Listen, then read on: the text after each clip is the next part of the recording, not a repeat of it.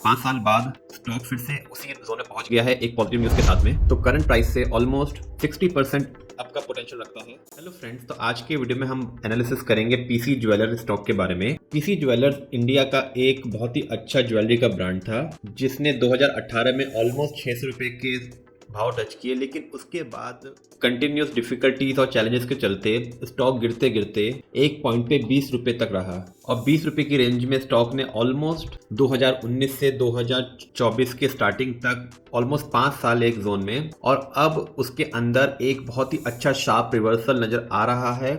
अब नजर आ रहा है कि कंपनी फिर से ग्रोथ की तरफ पाथ पे चल रही है। तो आइए कंप्लीट एनालिसिस करेंगे पीसी ज्वेलर्स के स्टॉक के बारे में और सीखेंगे क्या पीसी ज्वेलर्स एक अच्छा रिटर्न देने का पोटेंशियल रखता है अपने इन्वेस्टर्स को।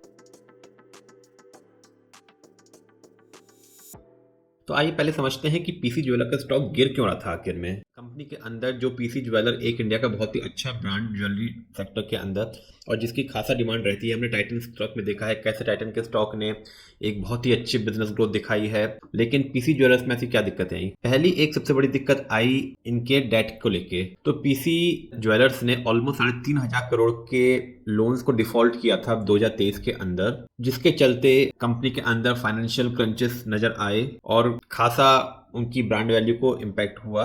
दूसरा लीगल बैटल्स को लेके, तो कंपनी के ऊपर काफी लीगल केसेस हैं सेबी की तरफ से due to non compliance of SEBI regulations. तो उनके ऊपर इनसाइडर ट्रेडिंग के भी आरोप लगे और काफी केसेस लीगल चले। प्लस ऑब्वियसली पीसी ज्वेलर्स की सेल्स काफी तेजी से डिक्लाइन हुई, उनकी मार्केटिंग स्ट्रेटेजीज मार्केट में अडॉप्ट नहीं हो पाई, जिसके चलते उनके रेवेन्यूज में कमी आई, जिसकी वजह से वो अपने लोन रिपे नहीं कर पाए। और जो उनका एक्सपोर्ट बिजनेस था उसमें भी काफी चैलेंजेस आए, क्योंकि जो अपने ड्यूज थे वो सेटल नहीं कर पा रहे थे एक्सपोर्ट पार्टनर्स के साथ, जिसकी वजह से उनके एक्सपोर्ट्स में काफी ज्यादा गिरावट नजर आई सेल्स के अंदर। लेकिन जैसे हमने बात करी पिछले कई दिनों से पीसी ज्वेलर्स में एक तेजी नजर आई है, जिसके बारे में हम डिटेल्ड टेक्निकल एनालिसिस करेंगे। लेकिन उसके पीछे जो रीजन है डेट सेटलमेंट का, तो कंपनी ने नेगोशिएट किया है वन टाइम सेटलमेंट। तो 14 बैंक से उन्होंने अपने वन टाइम सेटलमेंट की बात करी है। दूसरा, ऑलमोस्ट 27,000 करोड़ के फंड रेज के लिए अप्रूवल लिया है, ताकि जो फंड रेज हो उससे वो अपने बिजनेस को एक्सपेंड कर सकें और रेवेन्यूज को दोबारा रिवाइव कर सकें। और अपनी न्यू मार्केटिंग स्ट्रेटेजीज, तो company is launching new marketing strategies to improve its brand presence. तो इन 3 रीजन की वजह से पीसी ज्वेलर्स के स्टॉक में एक अच्छी तेजी देखी गई। Plus last week income tax की तरफ से एक अच्छा अमाउंट रिफंड होने की न्यूज आई, जिससे उनके फाइनेंशियल्स को एक काफी अच्छा बेनिफिट मिलेगा। और पीसी ज्वेलर्स को 67 करोड़ का रिफंड मिलेगा इनकम टैक्स डिपार्टमेंट से, जो अमाउंट को खासा बेनिफिट करेगा इनके डेट सेटल करने में और बिजनेस ग्रोथ करने में। तो इन रीजन के चलते पीसी ज्वेलर के स्टॉक में एक तेजी देखी गई। आइए रिव्यू कर लेते हैं इसके फंडामेंटल्स पे, उसके बाद टेक्निकल्स पे जाएंगे। तो देखिए, जैसे हमने बात करा कि कंपनी आरओसी और आरओई दोनों नेगेटिव हैं, मतलब काफी बुरे हाल में थी। डेट टू इक्विटी 1.42, तो कंपनी के ऊपर काफी डेट था। Book value to current price 1:2.5 का है, तो ये ठीक ठाक है। तो फाइनेंशियल पैरामीटर साफ नजर आ रहे हैं कि दिक्कत के अंदर है। लेकिन जो स्टेप्स कंपनी अब ले रही है उसके चलते देखिए जून क्वार्टर के अंदर, तो 2021 से बात करें तो कांस्टेंट देखिए सेल्स में एक डिक्लाइन नजर आएगा। तो जहां दिसंबर 22 में ऑलमोस्ट 850 करोड़ की सेल हो रही थी, वो ऑलमोस्ट 68 करोड़ रहेगी जून 23 में, और मार्च 24 तक ये सेल्स ड्रॉप रही। अब जून क्वार्टर के अंदर फिर से सेल्स रिवाइव होने का सिग्नल मिल रहा है, जिसके चलते इनके ऑपरेटिंग प्रॉफिट भी 13% आए नेगेटिव से। तो ये एक सिग्नल है कि कंपनी के अंदर रिवाइवल की कोशिश हो रही है, जो इनके नंबर्स नजर आ रहे हैं। अब क्विकली इसका टेक्निकल चार्ट देख लेते हैं।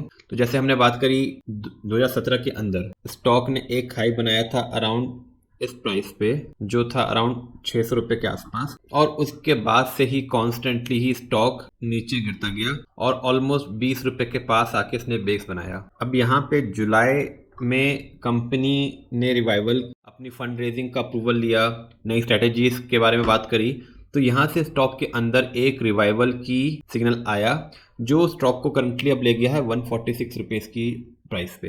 अब 140 रुपीज़ क्यों इंपॉर्टेंट रेंज है, हम पास में जाएंगे और ये देखिए 2019 के आसपास कंपनी ने एक गिरने के बाद एक पुल बैक दिया था, ये देखिए जो गिरावट आई, और इसके बाद एक पुल बैक दिया जो स्टॉक को लेके गया सेम 146 रुपये के प्राइस पे, और फिर उसके बाद फिर से पुल बैक फेल हुआ, गिरावट आई। अब अगेन ऑलमोस्ट 5 साल बाद स्टॉक फिर से उसी जोन में पहुंच गया है एक पॉजिटिव न्यूज के साथ में। अब यहाँ से अगर 146 रुपीज ब्रेक होता है तो स्टॉक एक बहुत ही अच्छी रैली के लिए तैयार नजर आएगा और अपने एक न्यू टारगेट जो कि होगा अराउंड 241 रुपीज, तो करंट प्राइस से ऑलमोस्ट 60% अप का पोटेंशियल रखता है। अब ये बिल्कुल भी इमीडिएट ट्रेड नहीं होगा, लेकिन आने वाले, क्योंकि अब दिवाली सीजन आ रहा है, दिवाली में अच्छी सेल आती है, प्लस सबसे इम्पोर्टेंट मैरिज सीजन आ रहा है, बहुत लंबे ऑलमोस्ट 2 क्वार्टर्स के बाद मैरिज डेट्स आ रही हैं और काफ़ी लंबा सीजन है इस बार शादियों का। तो शादी में सबसे ज़्यादा सेल होती है ऑब्वियसली ज्वेलरी की।